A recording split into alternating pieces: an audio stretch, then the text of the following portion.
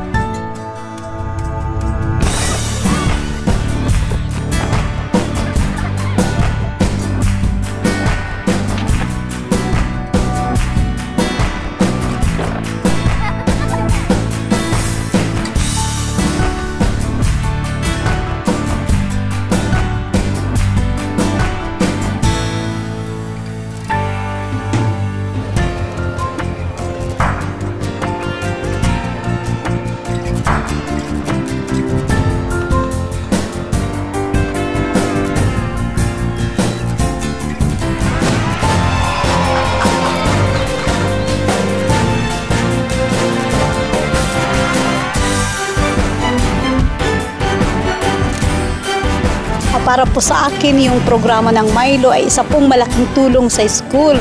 Ito po ay nakatulong sa kanila sa madaling pagbangon mula po sa trahedyang kanilang na-experiensyan. Kahit mga bata pa po sila, naramdaman na nila yung ganong kalakas na bagyo. Dapat po tayo na mga matatanda, magkaroon po tayo ng lakas ng loob para makatulong sa kanila.